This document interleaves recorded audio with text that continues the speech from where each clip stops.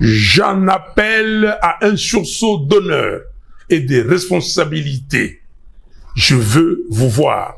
72 heures après sa demande publique et la réponse du chef de l'État, la rencontre tant souhaitée a eu lieu ce jeudi au Palais de la Nation.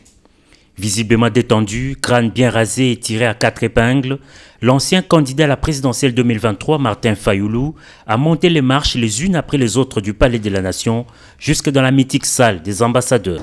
Le président de la République.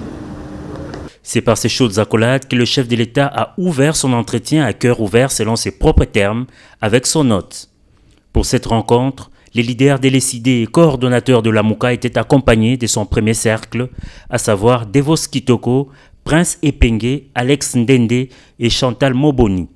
De son côté, le chef de l'État était assisté par son directeur de cabinet adjoint, son conseiller spécial en matière de sécurité et du coordonnateur du conseil présidentiel de veille stratégique. À l'issue de près de 2 heures d'échange, le patron délécidé a répondu aux questions de la presse en annonçant sa solution face à la menace de balkanisation. Nous n'avons pas 36 solutions. Nous devons créer un camp de la patrie. Donc les gens qui luttent pour leur pays.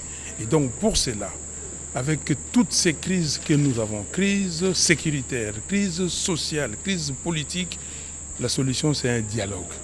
Donc je lui ai demandé de tout faire pour rencontrer les évêques de la Cinco et les pasteurs de l'ECC pour discuter afin de voir ce pacte social qu'il propose, comment est-ce que nous pouvons le mettre en avant. Donc il m'a compris et il va donner sa réponse très rapidement. Vous parlez du camp de la patrie, et si la patrie exigeait que vous soyez vous-même un acteur, vous êtes prêt aujourd'hui à rejoindre les institutions pour qu'ensemble vous puissiez justement cogiter pour trouver des solutions? Ce point-là n'a pas fait l'objet de nos discussions. C'est depuis la rencontre de l'opposition à Genève en 2018 que les deux personnalités avaient rompu leur collaboration. Depuis lors, le chef de file délécidé est devenu un farouche opposant au président Félix Tshisekedi. Cette rencontre du Palais de la Nation fera peut-être passer le duel en un duo pour l'intérêt supérieur de la nation.